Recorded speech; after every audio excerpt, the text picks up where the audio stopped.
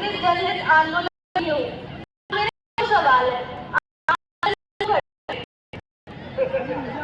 तो ये आपके पूछ लिया बढ़िया सवाल।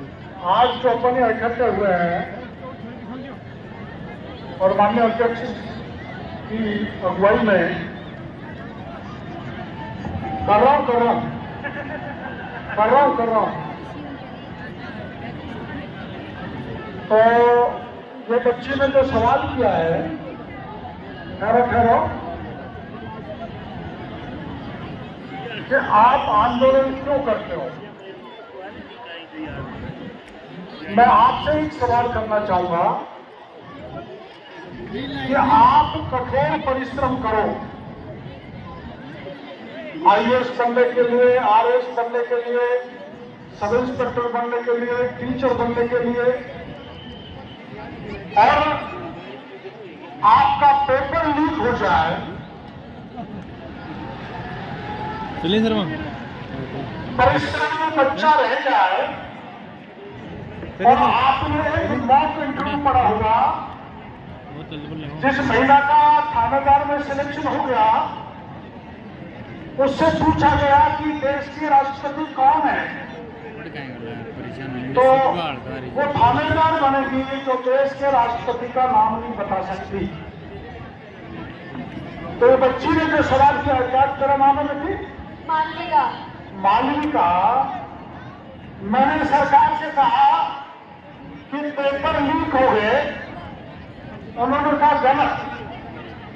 फिर सरकार के बड़े मंत्री ने कहा जो ये कहेगा कि पेपर लीक हो गया उसको उठा के जेल में बंद कर डालो। आपने अखबारों में पढ़ा होगा।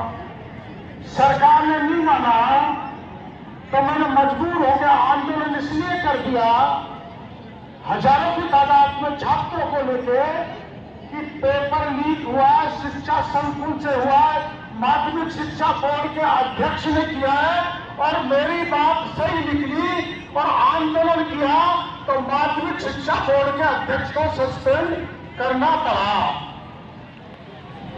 टीपी कारंडी सस्पेंड हुआ था ना। मैं तो राजनीतिक भाषण नहीं देना चाहता।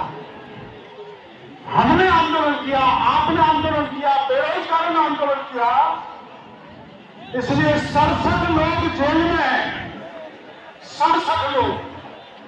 माध्यमिक शिक्षा बोर्ड का टीपी कारंडी बर्खास्त है और जब उससे एसओजी ने पूछा कि तुमने क्या किया है तो उसने कहा मेरा अकेले का लेना देना नहीं है, डॉक्टर केवलनाथ जैसे सपोर्ट फोर्स भी इसमें शामिल है, पूरा राजनीतिक तंत्र इसमें शामिल है, अधिकारी कर्मचारी शामिल है। मैं अगर राजनीति में आकर नहीं करूं, ये बोलती है इसमें कुछ भी पूरी नहीं करूं, अरे अभी क्या बोला इन्होंने? आप जैसे बच्चों के अधिकार शामिल है। दूसरे ने बोला था इसके बारे में, ऐसे बोल रहे हैं। अभी शिक्षा की सेवा की बात आ रही। शिक्षा की सेवा से ज्यादा महत्वपूर्ण है राजनीति में सेवा की दृष्टि से आनी चाहिए। लोग राजनीति को कमाई की दृष्टि से आ रहे हैं, पैसा से सत्ता, सत्ता से पैसा 100 गुना करके देश को लूट रहे हैं। मैं ऐसे लोगों के खिलाफ, इसलिए पेपर लीक हुआ और पेपर लीक वालों को मामला लेके जाना बीच में, चाहे कितने भी बड़े आदमी हो। भगवान के घर में देर हो सकती है लेकिन अंधेर नहीं हो सकती।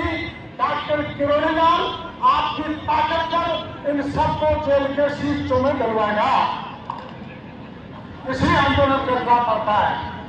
दूसरा, वैसे तो मैंने 662 आंदोलन किए हैं, 138 मुकदमे लगे। ये तो जज साहब को बताऊंगा, कुछ मेरी मदद करेंगे तो जुडिशरी में भेदभाव नहीं चलता है।